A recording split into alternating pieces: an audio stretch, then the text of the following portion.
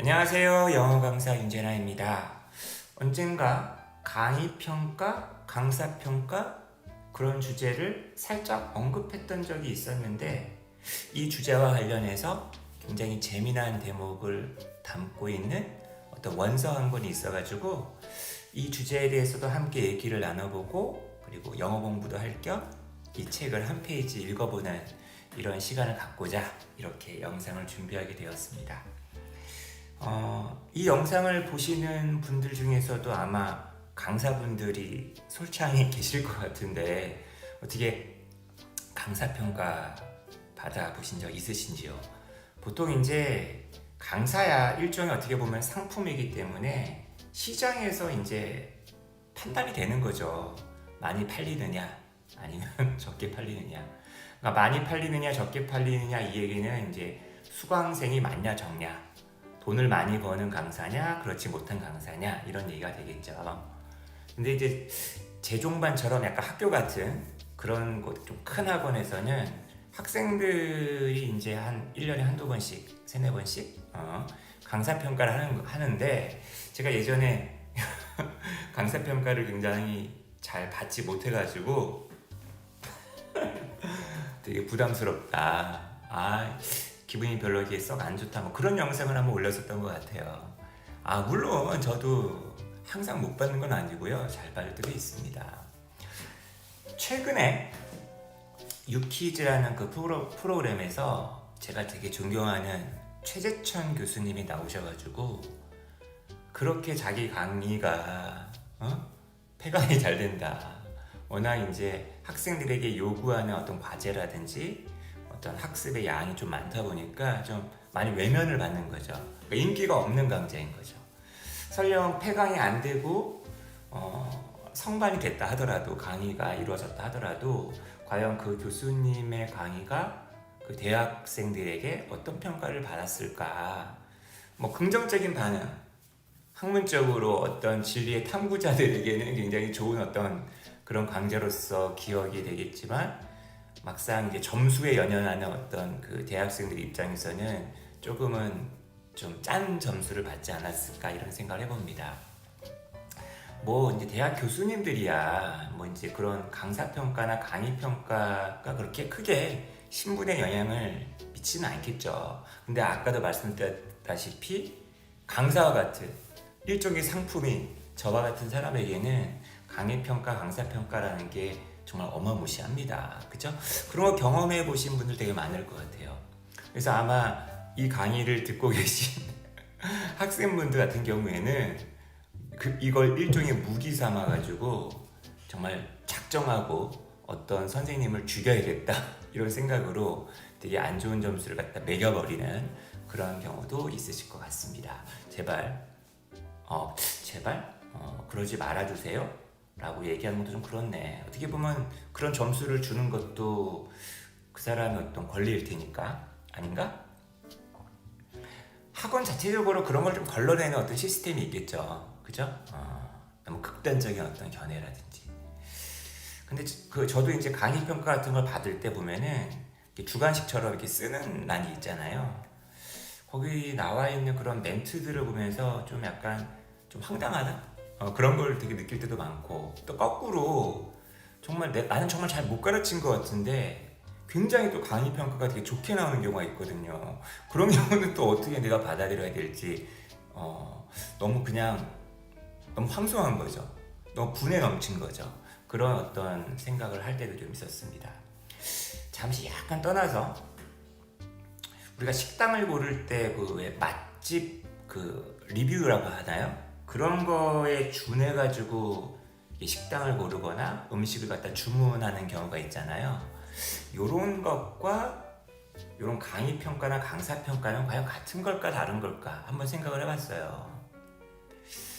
가끔 이제 이런 생각을 들 수도 있을 것 같아. 식당 아니면 어떤 주방장 입장에서는 이 소비자들이 요리에 대해서 1도 모르면서 감히 함부로 맛에 대해서 평가한다 라고 얘기할 수는 있겠지만 사실 우리가 리뷰를 갖다 읽을 때는 그냥 소비자의 눈높이에서 그 맛을 갖다가 즐기는 사람의 입장에서 그죠?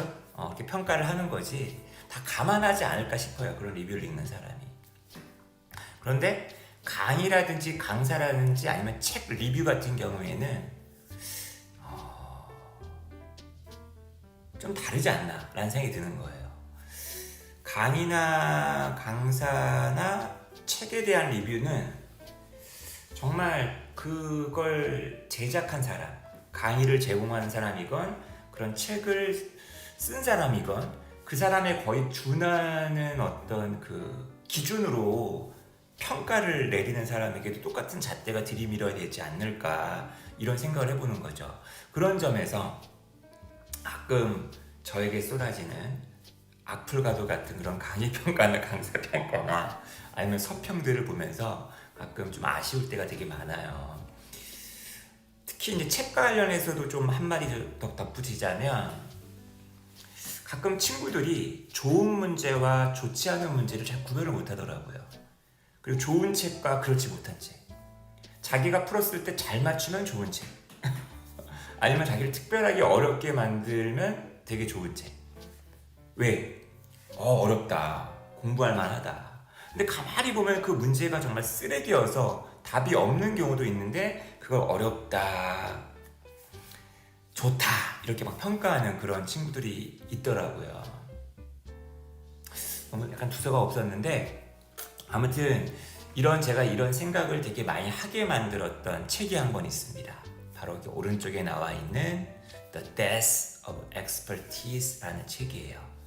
전문적인 지식, 전문가적인 식견 이런 것들이 외면받고, 그죠?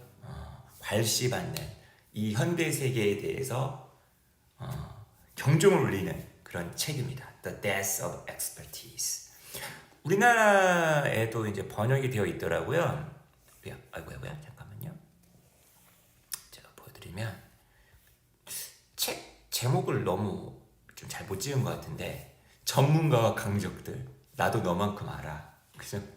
2017년도에 번역이 된 책인데 원래 제목이 너무 좀 구리네요. 그죠? 이렇게 국내 번역서의 책 제목을 정하는 전문가를 제가 너무 또 깎아내리는 건가? 잘 알지 못하면서 전문가의 죽음 이러면 더 멋있지 않았나 싶은데 어쨌거나 The Death of Expertise 표지 한번 잠깐만 볼까요? 표지가 되게 재밌더라고요. 여기 보세요. 책? 나는 내가 필요로 하는 모든 정보는 다 인터넷에서 온라인상에서 공짜로 구할 수 있는데 뭐하러 책을 사느냐. 그죠? 야, 너 엑스퍼티즈 이거 철자 제대로 맞게 쓴 거 맞아? 여기 S 맞아? 여기 C 아니야? 오히려 그 방귀 낀 놈이 성된다고, 무식하면 용감하다고, 그죠? 이런 어떤 댓글을 남기는 사람도 있고요, 그죠? 이게 이제 그 원서가요. 잠깐만요. 부제가 이거네요. The Campaign Against Established Knowledge and Why It Matters. 이렇게 딱 확립되어 있고 잘 자리를 잡은 어떤 지식이 있는데 그런 지식을 갖다 훼손하는 어떤 그런 운동이 막 그죠? 있지 않느냐, 그죠? 이건 되게 시급하고 중요한 문제이다, 그죠? 야, 이 제목이 이게 뭐냐? 너무 엘리트주의적이다, 그죠? 이 책을 쓰신 분이 누구냐면은 톰 니콜스라고 제가 이제 검색을 해보니까 미국의 굉장히 유명한 저파디라는 그 퀴즈쇼에서 통합 우승을 차지한 정말 아주 그냥 지식이 많은 걸로 되게 유명한 사람이더라고요. 이분이 이런 전문가들이나 지식인들이 발시하는 어떤 현 세태에 대해서 너무나 화가 나서 이 책을 썼다라고 합니다. 자, 이 책에서 제가 이제 되게 관심 있게 봤었던 그 한 페이지를 한번 읽어보려고 합니다. 자, 같이 한번 읽어볼까요, 저랑? 아까 제가 말씀드렸던 그 서평? 강사평가, 강의평가와 관련된 대목이었어요. 자, 이 대목 한번 읽어볼게요. 뭔가 문제가 있다라는 거죠. 강의 평가, 강사 평가 이게 필요하긴 해. 어느 정도 인정하는데 문제가 있다는 거예요. 학생들이 그들의 교육을 얼마나 많이 좋아하느냐라고 묻는 이 시스템에 뭔가 문제가 있다. 아니, 대학이라는 거는 식당이 아니지 않느냐. 내가 가끔 학생들이 쓴 이런 평가를 갖다 읽고 있을 때, 여러분, 이 옐프라는 게 우리나라로 치면은 뭐 맛집 리뷰 뭐 이렇게 담아놓은, 그죠? 그런 어떤 포털 사이트? 그런 리뷰를 갖다가 내가 듣고 있는 것 같다는 거죠. 아, 내가 이번에 기초 통계학 수업을 들었는데, 좀 차갑게 나왔어. 식어서 나왔어. 근데 좀 되게 튼실하더라, 알차더라. 배불리 먹었어. 그죠? 내 파트너는 가벼운 어떤 개론 수업 들었어. 세계 종교에 관한. 근데 양념이 조금 부족하더라. 그러니까 이런 식의 강의 평가가 있다라는 거예요. 그죠? 선생을 갖다가 평가한다라는 것은 그 어떤 그 마음의 어떤 습관? 이걸 만들어내는데 이런 비전문가가 전문가를 갖다가 판단하는데 되게 익숙해지는 그런 어떤 습관을 갖다 만들어낸다는 거예요. 분명히 전문가보다 더 열등한 지식을 갖고 있잖아. 그 해당되는 어떤 주제에 대해서. 그죠? 이럼에도 불구하고. 누가 누굴 평가하냐는 얘기예요. 이 사람 얘기는. 그죠? 전문가가 이 경지에 오르기까지 얼마나 많은 공부를 했는데 얄팍하게 잘 알지도 못하는 사람들이 그 전문가에 대해서 비판하고 판단하고 그냥 너무 가볍게, 그죠? 이런 세태가 이 사람은 굉장히 이제 좋게 보이지 않는다라는 거죠. 이 글 쓴 사람은. 그죠? 계속 한번 가볼게요.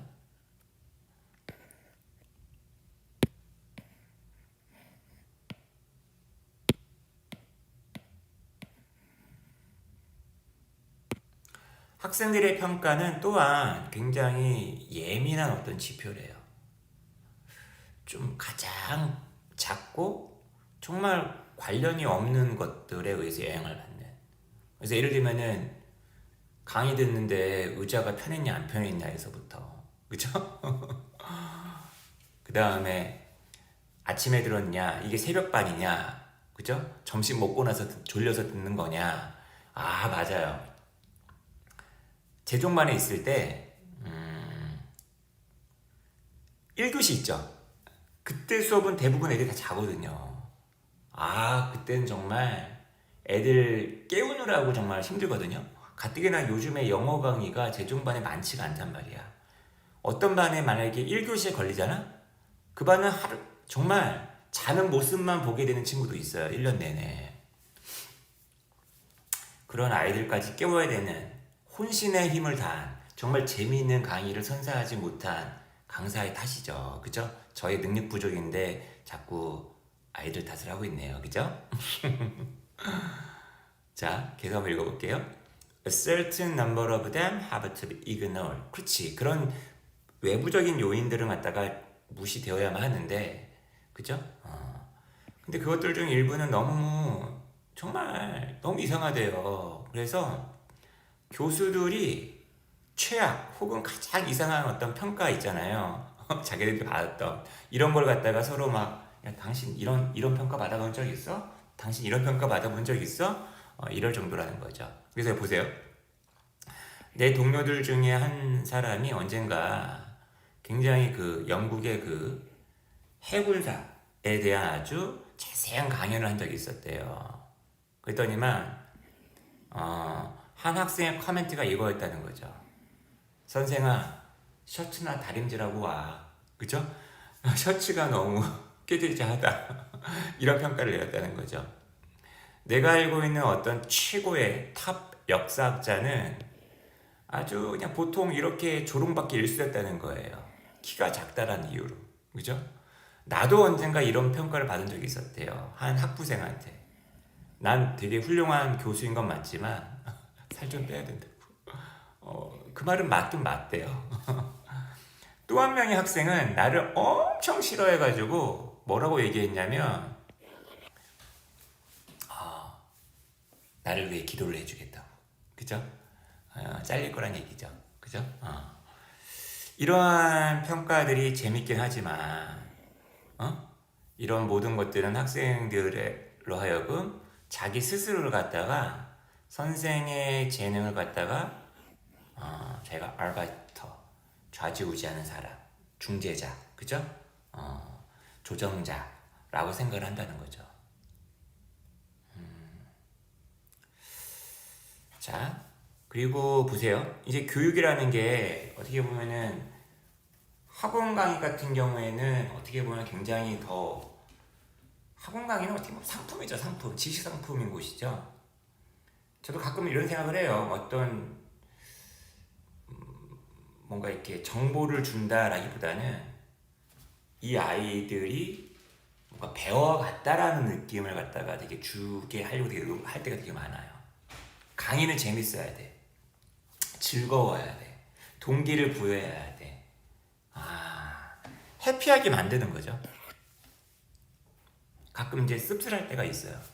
그게 꼭 강의 평가를 잘 받기 위해서라기보다는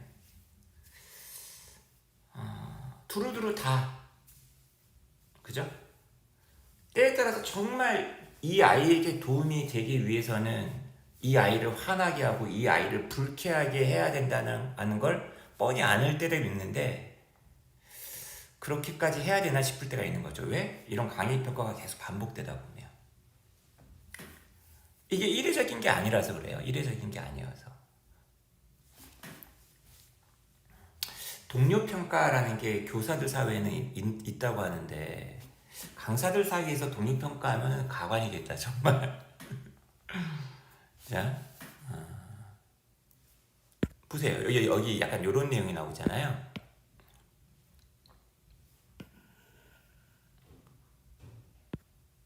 보세요.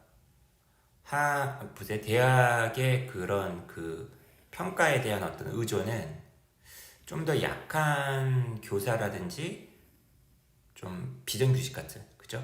좀 안정성이 떨어지는 어떤 교사들로 하여금 춤추는 곰이 되게끔, 엔터테이너가 되게끔, 그죠? 강요한다는 거죠. 보세요. 받으려고 막 노력하는 거예요, 학생들한테. 그리고 최소한 사랑은 안 받더라도 뭐 가장 만족은 아니더라도 어느 정도 만족, 그죠?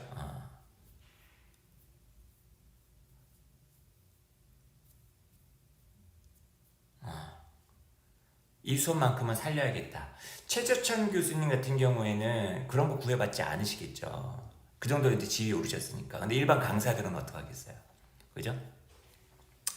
이것을 만들고 유지한다. 악순환. 그죠? 펜더링하고 그레이드 인플레이션. 환심을 사기 위해서 막 되게 애를 쓰고 그 다음에 성적도 되게 잘 주고 최희천 교수님은 성적도 막 되게 짜게 주셨을 거 아니야. 맞다. 유키즈에서는 그거는 약속하더라. 학생들한테 제발 폐강이 안 되게끔 열심히 노력한 만큼 학점 잘 주시겠다고. 근데 이제 이 일반적인 어떤 수능 강의 아니면 고등학교 내신 강의 이런 강의에서는 학점을 줄 수 있는 게 아니잖아요. 철저하게 학생으로 우위지 않나? 아닌가? 돈을 쥐고 있으니까, 그죠? 학생들은 교육에 참여를 해야 돼요. 단순한 어떤 관찰자라든지 정보를 갖다가 수용하는 어떤 수용기관 그 이상으로서 참여해야 된다. 그 다음에 참여하고 논쟁, 토론 이런 것들은 대학의 아주 피죠. 핵심적인 어떤 피죠. 생명의 피죠. 그 다음에 교수들 역시도 비판받을 지점이 있으면 비판을 받아야겠죠. 그죠? 비판 그 이상의 존재는 아니죠. 그죠? 하지만 너무나도 이게 상업적으로 되었다는 얘기예요. 그죠? 교육의 어떤 이런 산업적인 모델이 대학을 갖다가 그냥 상업적인 거래로 축소시켰다. 이 글은 약간 대학에 맞춰진 글입니다.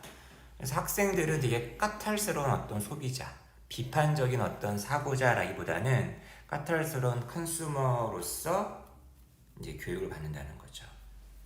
이것이 이 엑스퍼티즈에 대해서 되게 안 좋은 영향을 미친다는 얘기예요. 그죠? 그래가지고 대학의 어떠한 존재 목적 자체까지도 훼손을 시킬 수가 있다면서 얘기하고 있는데, 저는 아무래도 이제 그 학원 강의라는 강사 입장이다 보니까 이게 대학에 대한 그림에도 불구하고 제 입장에 약간 집어넣고 이 책을 한번 읽어봤습니다. 여러분 혹시 이런 류의 책에 좀 관심이 있으시다고 한다면 한번 이 책 원서 구하셔서 한번 더 읽어보시면 좋을 것 같고, 그 다음에 강의평가, 강사평가, 그리고 여러분들이 즐겨보시는 맛집에 대한 평가를 한번 다시 한번 생각해 보시는 그런 계기가 되었기를 이 영상이 하면서 저는 다른 영상으로 또 돌아오겠습니다.